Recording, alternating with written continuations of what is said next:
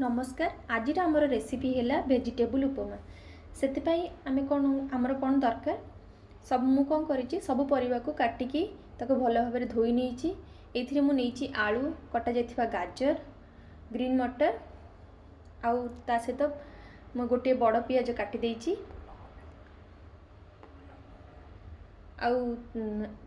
आमर दरकार कंचा लंका भूसंग पत्र किछि बुट बुट डाली कंचा बुट डाली नहीं पारे आउ ता सहित सोरिष आमर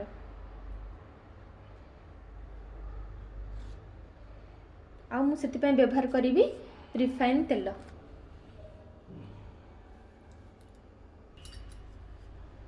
प्रथमे मु पैन टी को गैस चूल्हा पर रखी देछि। चूल्हाटी ऊपर रख सारा पर पैन टी गरम हो सारा पर मु कौन करी ता धीरे तेल ऐड करी रिफाइन तेल।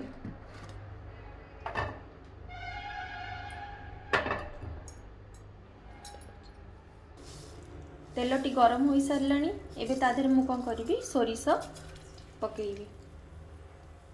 सोरिषटी जेमती फुटी आसीबो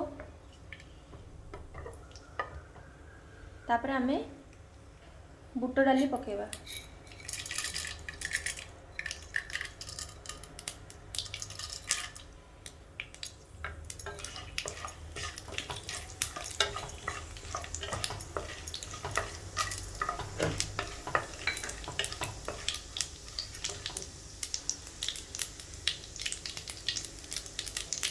एथरक आमे कौन करवा कटा जाइथिबा पियाज गुडी को ऐड करवा।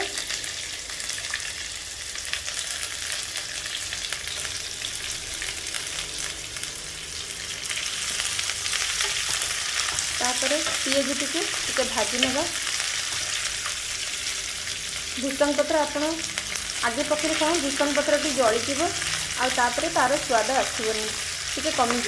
तो आम पचर पियाज पकई सारापर कंचा लंका और भूसंग पत्र जोटा आम काटिकी पूर्व रखी ऐड करके किसी समय भाजी नवा।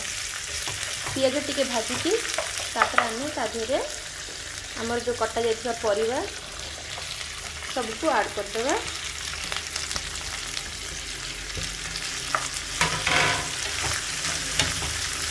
ये परिवा गुडी को भल कि आम मिक्स करके भाजी नवा। एबे आम एथिरे किछि लूण ऐड करदेवा।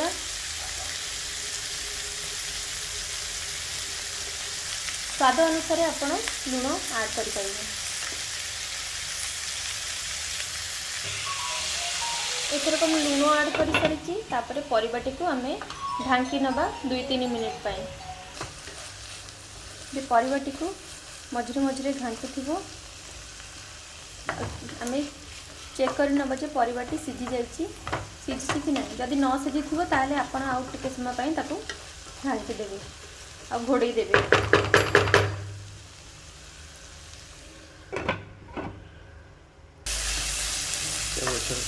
परिबाटी एबे सीझी जाइए तापर हम परिबाटी को भल भाव भाजी नवा।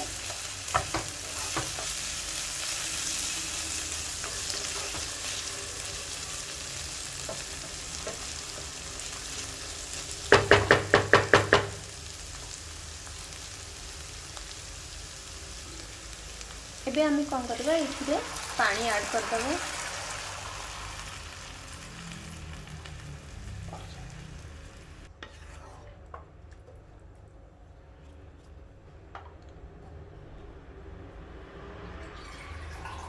पानी टी फुटिला परे आमे सेथिरे पूर्वर भजे जाइथिबा सुजी मुठी रखी तापर सेथिरे मिक्स करि नेबे।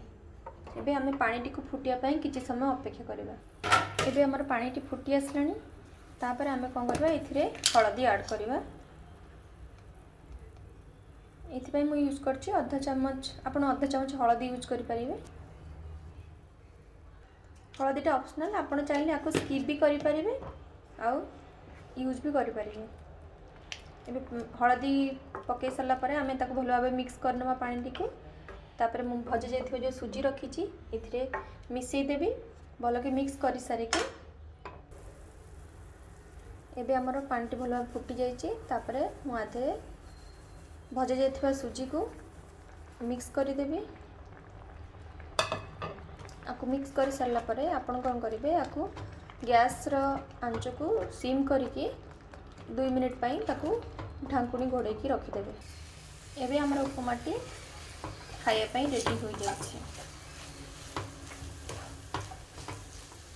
आपण या चटनी सहित खाई पारिबे, नाले सेमती भी खाई पारिबे।